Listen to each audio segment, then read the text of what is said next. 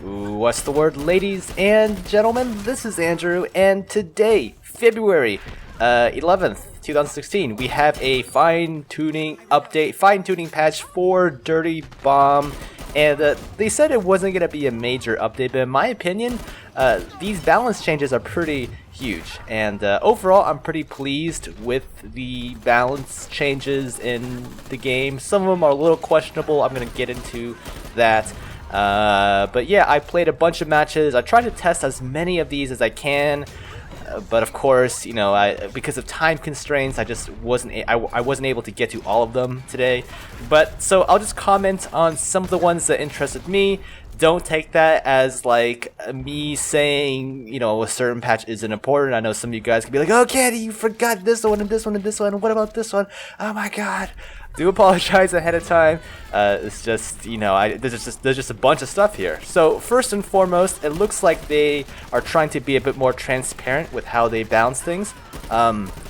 They gave us a cool little graph, right? It looks really cool and detailed. A lot of people are wondering how and where they get these numbers from. I'm sure they'll make a comment on that at some point, but for the time being, I kind of appreciate this level of transparency.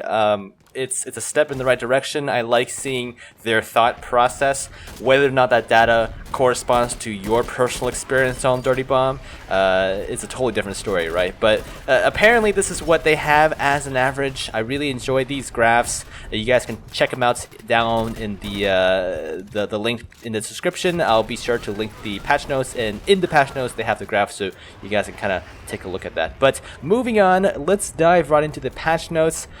Let's first off with Kira and her orbital laser. Apparently now that if you point at a wall, the laser won't like merge with the wall anymore. It'll actually shoot slightly away from that wall. I think this is a buff. Like, it's a little easier to kill people with this laser, because obviously people aren't going to be standing in a wall. Red Eye has a model increase, the hitbox increase to be more like Skyhammer or Stoker. I never really thought this was a problem, but interesting change. Now Spark's revive gun, this is interesting because I feel like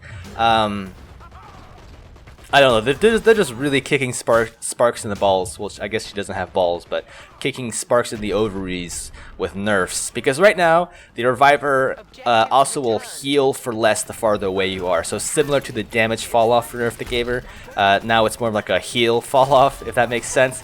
I think this is a good nerf because I feel like chain reviving teammates from far away to maximum health is pretty ridiculous, but it also buffs the 3-3 with the get up, right?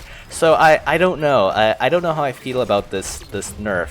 I wish I don't know. I guess I'm not that big of a Sparks player to really know. Thunder. This is the big one that everyone was waiting for.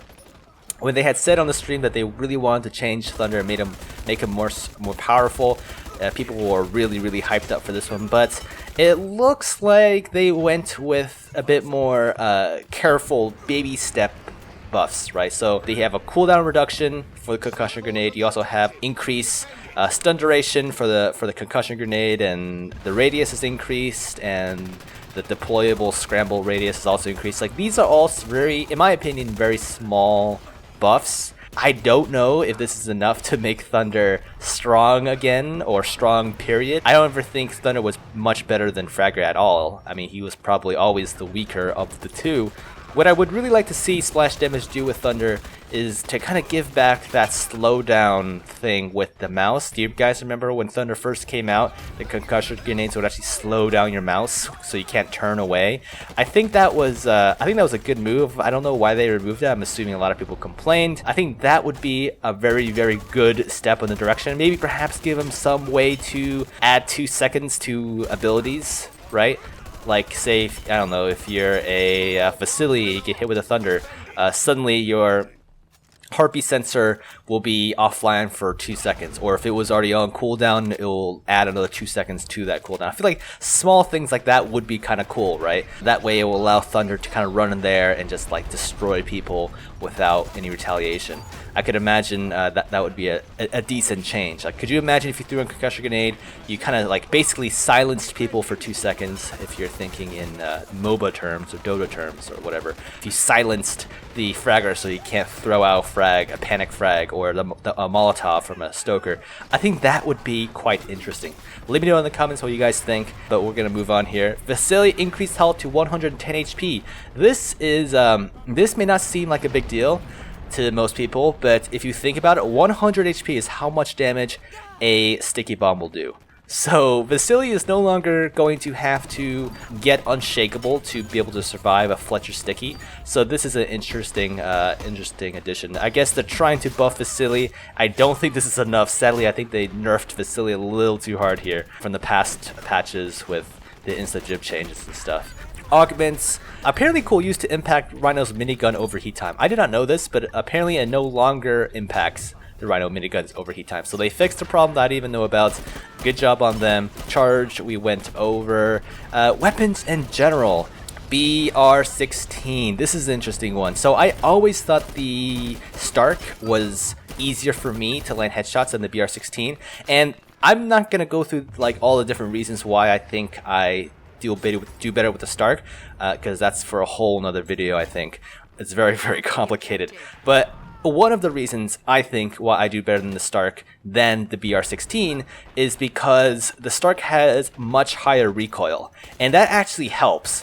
People look at the BR-16 as the change on the BR-16 as a nerf, but in my opinion, I think this is a buff, because by giving extra vertical recoil, I can aim a bit more center of mass, especially in targets way out in distance, which is a lot easier than trying to like pinpoint to their head, right? So I would aim for like their neck area, and I'll be able to chain headshots and like let the gun do the work for me. So I think this is a buff, in my opinion, in my twisted way of using the BR-16, right? It's becoming a little bit more similar to the Stark, which is what I'm naturally good at, and taking it out for a spin, I can kind of feel a difference. I feel like I'm landing a bit more headshots. Maybe it's placebo, who really knows, but I think this is a good change. Dryce AR also got an accuracy buff. They reduced the horizontal recoil and maximum spread both by 10%. I tried it out. I didn't really notice that much of a difference. It's still the Dryce, it's still semi-automatic. Spamming it, you know, that's probably not recommended unless you're pretty close up, and if you're pretty close up, well, you know, you probably, that spread decrease isn't probably going to help you too much, but I don't know. I'll take it. I'll take the buff. Grandier SR also got a nice little buff, reducing the recoil, which is nice, and reducing the maximum spread by 10%. This is a little confusing with the maximum spread. I don't know why they are reducing maximum spread on automatic or semi-automatic weapons.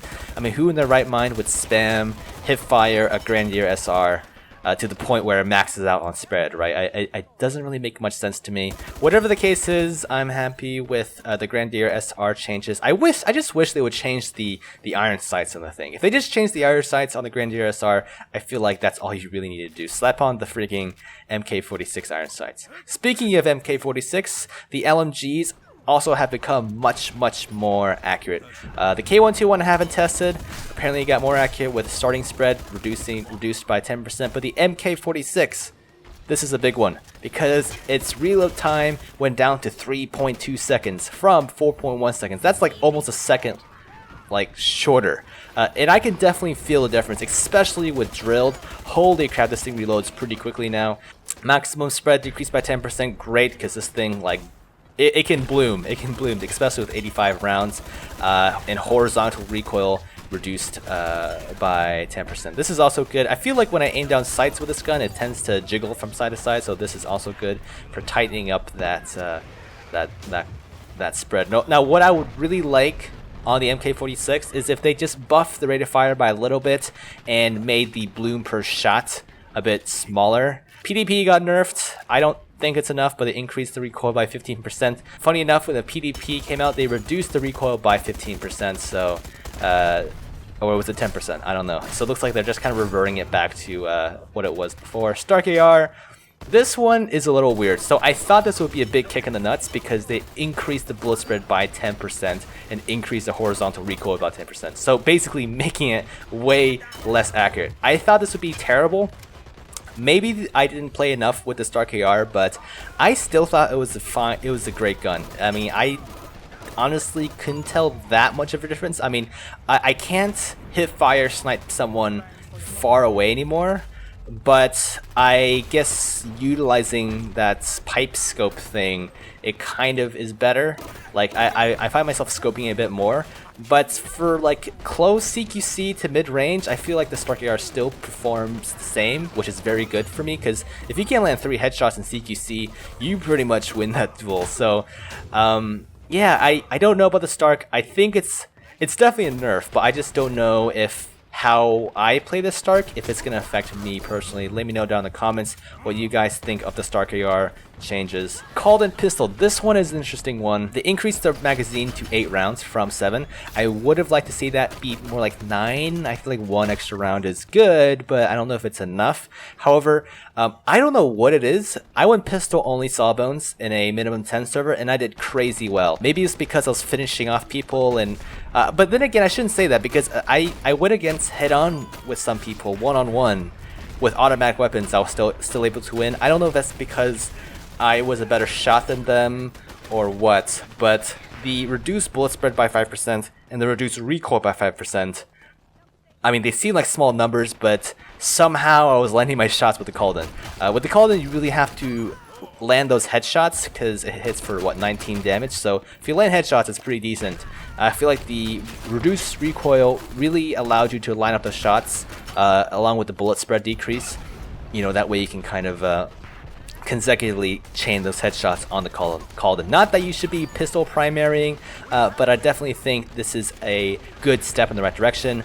Machine pistols, oh my gosh, this got... I don't know if this is I mean, this is a nerf, but I don't know if this is like a crippling nerf, right? It looks like what they're just trying to do is make the machine pistols more of what they should be, which is CQC weapons. Now, as you guys can see here, the Empire 9 versus the Blitzlock, this is on my BL32 Fletcher. The Blitzlock is way more accurate than the Empire 9. I put on full crosshairs for you guys to see the difference. If I change between them, the weapons, you can see how the starting spread on the Empire 9 is much larger than the Bloodshot, and this applies to me running.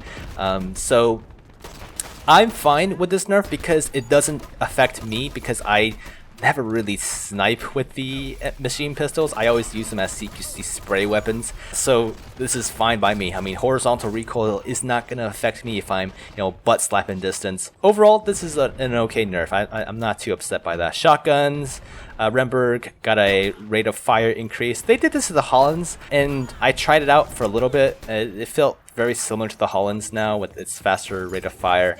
Not exactly sure why they did that.